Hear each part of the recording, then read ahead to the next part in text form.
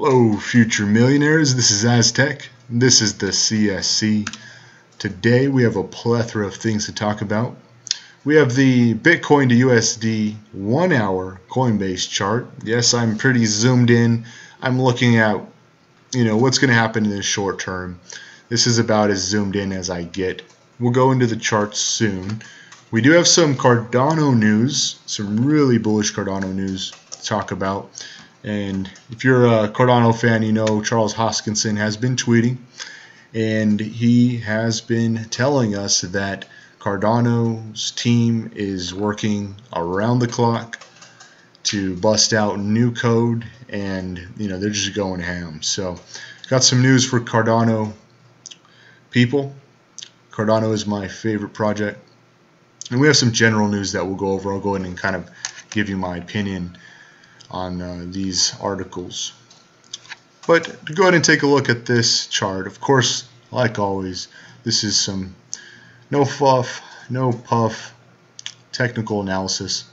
I've kind of extended the descending wedge that we were recently in, because it looks like the current trend is still kind of respecting the wedge. So some people may disagree with this descending wedge, the way I've drawn it up, but I like the way it looks. So basically, we did break underneath this descending wedge recently, and we've kind of popped back into it. You can see here that the candles wicked off the top of the descending wedge recently, fell down, bounced off the bottom, and again, if we zoom in, we're bouncing off the top of this wedge. So I find this wedge, the lines, to still be significant. We are getting towards the bottom of this wedge, so it is interesting. Like they say, 70% of the time you break to the top of a descending wedge, but in this bearish market, I don't know how much bullish sentiment we have to make that happen. And as you can see, we have wicked off the top of this descending wedge, and last time we had a candle like the one we had last hour, basically it came up and basically closed about where it opened. Here's another one of those candles, we started falling. So based off this pretty bearish looking 1 hour candle, which of course doesn't always, 1 hour candles aren't that significant, but in this kind of bearish descent that we've been in for so long, a candle like this really kind of indicates a little bit more, at least to me. And you can see right after this candle, within the hour, we have kind of fallen a little bit lower. So it'll be interesting to see where this matures.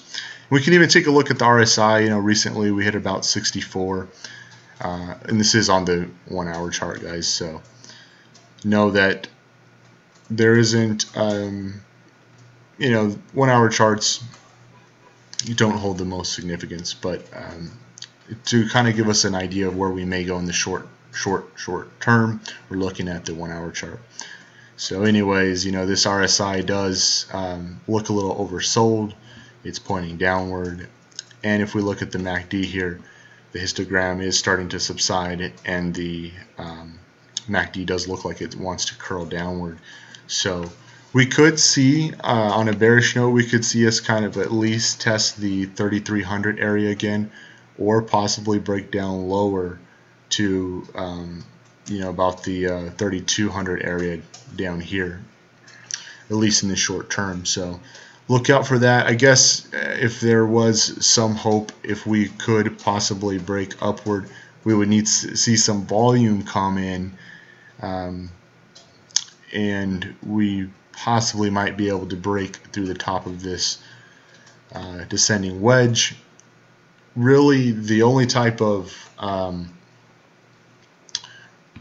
bullish candle that I could see that would really be significant, that wouldn't get pushed down as easy, would be some real volume from real people buying in, not like a algo bot buying up the order book like we've seen over here. This was a huge candle, but look how fast it fell and how hard it fell from the top. This is a huge wick. This is an extremely bearish candle, even though it was a big candle at one point. We'd have to see a real candle come in, and we would need to kind of come up to this area here, about the 3550 or 3,550 area. We'd need to break 3,500 essentially for me to feel a little bit more bullish. But at this point, I don't feel very bullish about the way this looks, about the indicators look, or even how this looks with us wicking off the top of this descending wedge, and you could even say the 1 hour 100-day moving average. So anyways, guys, short term looks like we could see a little bleeding. Of course, this is not financial advice. Nothing I ever talk about, guys, is going to be financial advice. But to kind of cheer you guys up, we do have this news here. This is Plutus Fest. This is their site that they used. People could sign up and gain more information on Plutus Fest. Essentially, it was on the 11th, so that was yesterday, and it was at University of Edinburgh. We'll go ahead and just read it. It says, "Get ready for smart contracts on Cardano, the third generation blockchain and cryptocurrency. Public day of presentations and debate with IOHK scientists and engineers about Plutus, the programming platform for smart contracts on the Cardano blockchain, and Marlowe, the simple smart contracts language for financiers." Now, it was free to enter, and we'll just scroll to the bottom. You can see all the speakers. These are, the big guys here of IOHK. Of course, you have Charles Hoskinson, the god of Cardano, and we have a lot of other notable names here. We have Allegalos and Duncan, Rebecca. All of these guys here are very notable people, and it would have been very, very interesting to have gone to, but I definitely did not have the time to go. Basically, though, I do know that Rick and Philippe from the Cardano Effect podcast did go, so it'll be really exciting to see what they've captured from the event. I know that I heard that they were going to get some. They were going to do some interviews, so definitely subscribe to their channel if you haven't, because I'm guessing there's going to be a whole slew of interesting information coming out of the Cardano Effect podcast soon. I believe they actually stated that they'll be putting the videos up later this week, so look out for that, guys. But to kind of give you a general idea of how significant this is, I have this article. It's from Bitcoin Exchange Guide, and we'll just read through it, because this is actually there's a lot of points that they kind of made throughout this article, and I'll try to go ahead and just read quickly. But it says, in a recent IOHK press release, it has been revealed that the awaited smart contracts language made specifically for the Cardano blockchain Plutus platform has been launched.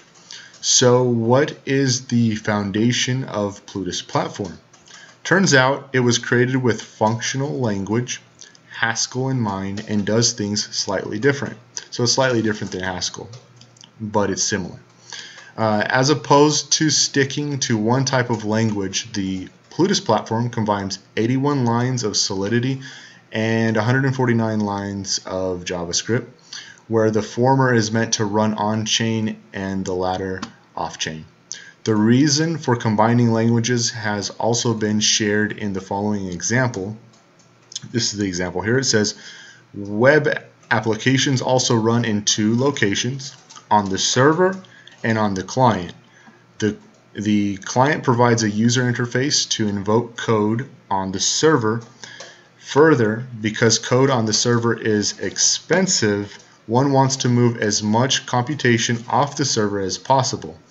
The links system allows developers to write single source form, which is generated both code for the server and code for the client. So this helps out because with this language, you'll be able to move as much of the coding off the server essentially, so that you're not having to spend so much developing your app, your dApp.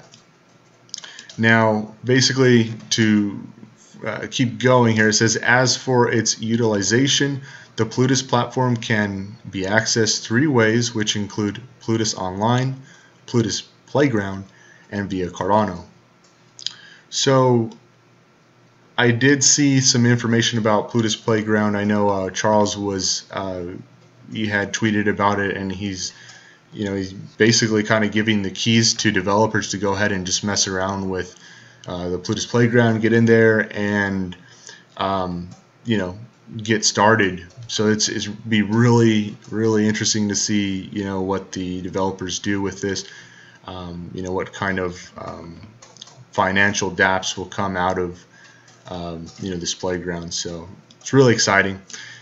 To keep going, it says Marlowe for blockchain-based financial contracts. In addition to the launch of the Plutus platform, IOHK revealed the work they've been doing on Marlowe, which has been scheduled for launch sometime mid-2019. As per the claims made, Marlowe is a domain-specific language, so that's a DSL, which was created with the aim of supporting those who are comfortable with financial contracts and not so much on coding.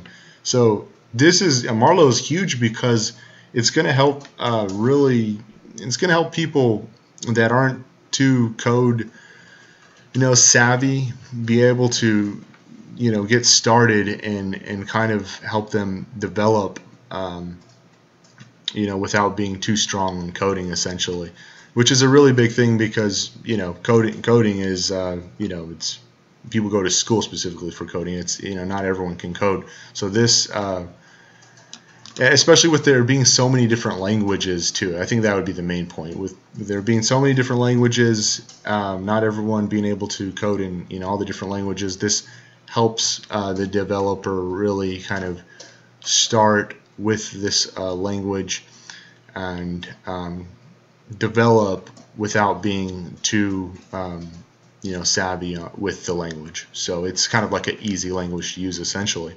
And it says the team involved trusts that bad programs cannot exist because such use of language has been removed. Required properties are met within the contracts, and special purpose tools can be built to support people in writing programs without a problem. So again, there'll be tools like they're saying to help program. As for its implementation, Marlowe is said to be found on the settlement layer, so that's the SL of the Cardano blockchain, but could equally well be implemented on Ethereum / Solidity or other blockchain platforms. It was also noted that a supposed Meadow Online emulator tool allows users to test Marlowe contracts. Some of the facets of Marlowe include description of payment, ensuring that certain conditions are met, and other essential in creating a financial contract. So this will be really huge because essentially what this is, just kind of sum it up, Marlowe is going to be used for programming and developing for like financial type programs. So governments, huge corporations that need financial type programs will be able to use this to develop a better way of handling their financial tools and finance essentially. So this is huge, guys, because that is such a general and large category, so there's a lot that can be done with Marlowe. So there's a lot to look forward to. So really bullish, it looks like Charles Hoskinson is coming out and he's still very bullish on everything, and he's basically letting everyone know that there's a lot of work that's still being done. So I'm excited to see what happens, and of course I'm definitely excited to see what Rick and Philippe come out with for, because they were there at the fest. So look out for that, guys. Now, in general news, Kraken is seeking war chest investment at a $4 billion valuation. This is an article from Coinbase. And the part of this article that was interesting is this here. It says, there is presently a limited time opportunity available to a very small select number of clients to purchase Kraken shares at a $4 billion valuation with a $100,000 minimum. He told Coindesk via email, the general public will not have access to these shares, and the exchange is not looking to make a public offering. So this is not an IPO, guys, but they are raising money in this bear market. Now, basically, further down in the article, I'll go ahead and post this, all the articles, so you guys can go ahead and look at them for yourself. But further down in the article, it does say that they are acquiring this money to possibly make some acquisitions. So this will be pretty interesting because, who would Kraken want to acquire? Essentially, they're going to buy out another company to help them do something, So now in the article, it does state that they're not, there isn't anything, they don't have any anything to say about who they are looking to acquire, but they're basically saying and suggesting that they may be looking to acquire some other company. So this is kind of interesting news for Kraken. If you're on the Kraken exchange, I'm on pretty much every exchange, but I don't generally really use all of them. I just use a couple, and I don't hold even close to a portion of my portfolio on the exchanges, but I do trade. I don't trade on Kraken though, but it's still pretty interesting for the space. Another article here, this is Coindesk article, and it says payments startup Bitwala now offers crypto banking in Germany. So I really found this article to be interesting, guys, because there's a lot of banks looking at crypto right now. There's a lot of rumors coming out saying that Bank of America may be looking at wanting to become a crypto banker, basically hold your crypto for you and, basically make money off that. But, they'd be able to securely hold your crypto. And I'm sure, of course, there would be insurance involved. So Bank of America, if you're in the States, would be a pretty interesting move for crypto. But this is still interesting because it says Germany-based crypto payment startup Bitwala is now offering crypto banking services in the country, claiming the launch is Europe's first such banking solution. The firm announced Wednesday the service becomes available via a partnership with a local fintech firm, Solaris Bank, that has a banking license and thus is fully regulated. Users can now manage both Bitcoin and Euro deposits in one place with the safety and convenience of the German bank account, Bitwala said. Accounts and debit cards are free, though it charges a 1% transaction fee for trading Bitcoin. So this is pretty interesting because this is showing you guys that banks are getting in the game. They're going to be holding our crypto in the future, and they want to be a part of the space. So hopefully we get some bigger banks and of course some American banks that would join the group soon. So more to come. This article is from CCN. It says Samsung files for cryptocurrency trademarks in the EU for smartphones. So this is huge, guys. This is definitely huge. This portion here is what's interesting to me. It says electronics giant Samsung has filed applications for 3 blockchain-related trademark requests for smartphones, Based on the descriptions provided by the company, the three European trademark requests relate to providing crypto custody services on smartphones, which indicates that Samsung may be planning to make its entry into the blockchain smartphone market, following the recent release of HTC's Exodus 1 and Siren Labs' Finny, both of which also offer crypto custody. So, you know, if you've been staying up on the whole blockchain phone, smartphone plays that are being made, you know, I think the one that stands out most to me is Siren Labs' Finny. Probably because, you know, they've talked with Charles Hoskinson before, and they've suggested that they may be trying to find support for Cardano on the phone. But this is a big deal, you know. Samsung possibly looking to get into this smartphone play. So just to read this last paragraph here, it says Dutch tech news blog Galaxy Club reports that 3 request patents are called Blockchain Key Store, Blockchain Key Box, and Blockchain Core, names that clearly hint at the direction the world's largest smartphone maker is taking.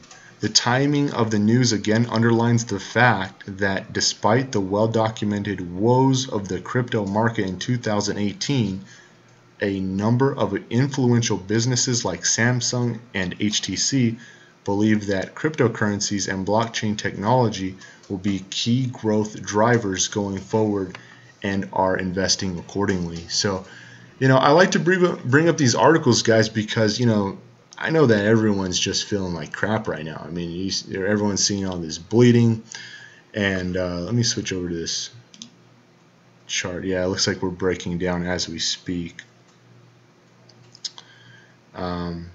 There's further breakdown, guys. It looks like what I was talking about is kind of happening.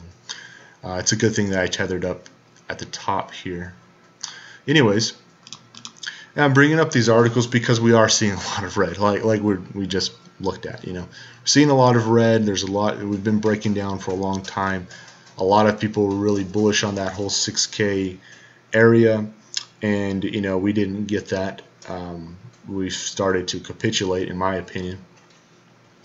And I think it's important to know and to look. You know, if you're going to stay in this space, you want to know what's happening in the background and why it. You know, of course, it's not financial advice; it's just my opinion, guys. But why it would be important for you to stay in the game and either accumulate or trade. You know, short, whatever you're doing. HODL, whatever, because you know, there's a lot of big players that are still investing a lot of money. You know, it's not cheap, guys, to basically get trademarks you know, implemented, and you know, you can see here Samsung looking to possibly get in the space. More than likely they will. You know, they're not going to let this opportunity go. So it's good to know what's happening. You know, are the big players still investing all this money into the market? You know, I'm just basically, you know, yeah, of course I'm trying to cheer you guys up, but these are facts. These are facts of the market. Just because it's red, just because we're correcting and getting ready for another bull market that is going to possibly, and in my opinion, be bigger than any bull market we've ever seen in crypto. Even though we're falling, you know, there's still a lot of positive sentiment from the big players, and that's why I pull out these articles, guys, because I'm just trying to give you guys the facts, but also show you that there's still going to be a future. Now this was kind of a weird article to me. This is CFTC wants to learn more about Ether, or ETH, and its use on the Ethereum network. This is an article from Crypto Globe. I like to always give you know, credit where credit's due. This was the interesting part of the article here. It says on Tuesday, the 11th of December 2018, the U.S. Commodity Futures Trading Commission issued a request for input crypto asset mechanics and markets. More specifically, the CFTC is seeking public comment and feedback in order to better inform the Commission's understanding of the technology, mechanics, and markets for virtual currencies beyond Bitcoin, namely Ether, and its use on the Ethereum network. So this is really interesting because a pretty big U.S. commission is trying to find out more information about Ethereum. And as you guys know, there was some there's a lot of kind of gossip suggesting that Ethereum may also have its own future soon and in 2019. I don't believe that there's anything confirmed. I think it's just gossip at this time, but we can see the U.S. Commodity Futures Trading Commission looking to find out more about Ethereum. So I think that's a pretty good indication that there are, big exchanges looking to curate new futures for Ethereum, and they're talking to the commission to try to make this a regulated thing. So this is pretty interesting for Ethereum. I'm really on the fence about Ethereum because first of all, I'm a Cardano guy. I'm a 3.0 blockchain type of guy. With Ethereum's scalability issues, there's still a lot of, interest in Ethereum. So, and generally these big players know a little bit more than the average guy. So I guess what this could be suggesting is that there's still a future for Ethereum, guys.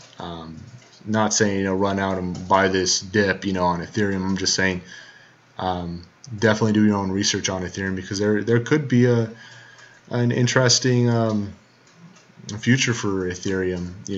And of course, yes, they're trying to go the way of proof of stake and all of that. Now, how fast they'll be able to really do that, and how fast they'll be able to get to market before, like, let's say EOS or Cardano can make these things happen.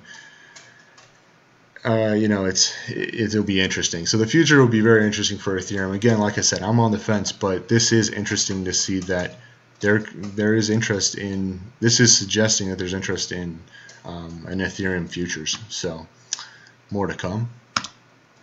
And this last article, guys, is from Crypto Daily, and the article says Coinbase useless and helping XRP surge again.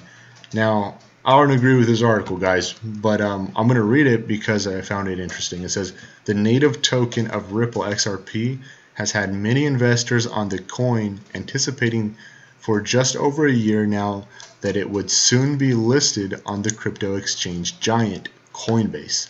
Luckily, Coinbase recently announced that they were looking at support for the token, but despite the bullish news, it didn't cause a breakout in the price for the second biggest cryptocurrency. Even last year, the sheer rumor that Coinbase was going to be listing the token caused a slight bull run for XRP.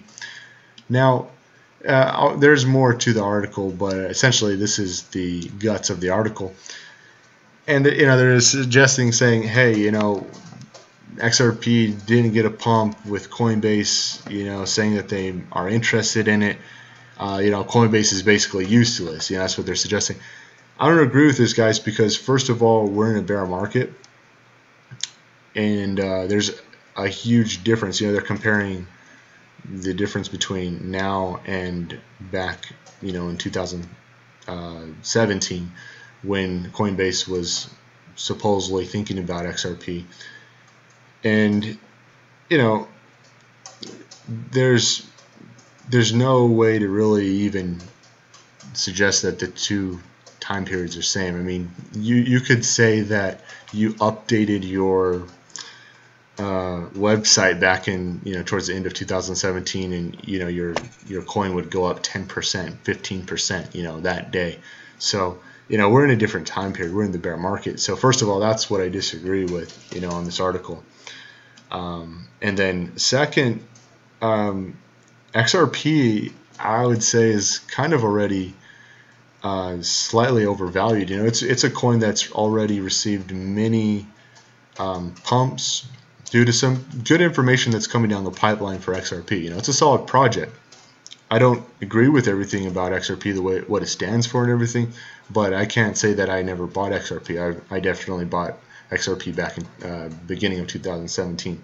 So, I'm not gonna talk smack about XRP. It's a good project, but recently, it has received a lot of pumps, and it's one of the coins that has held its value very nicely through this especially recently throughout this bear market, and through all this capitulation. So for it to not really, I feel like this is already kind of priced in to the valuation of XRP. So I just really disagree with the article, but to each their own, right? Anyways, guys, like I've been telling you guys recently, you can go ahead and at me at the on the Cardano Telegram channels. I hang out specifically on the Cardano Trading Telegram channel. I like to hang out there because I'm able to talk about the charts and not get in any trouble. And you guys can pick my brain there. I've been talking to a lot of you guys, and of course I know a lot of you guys have been PMing me recently, so good stuff. It's nice to talk with you guys, hang out with you guys, and yeah, so if you want to talk more, that's where I'll be hanging out. Never give up on the future of money.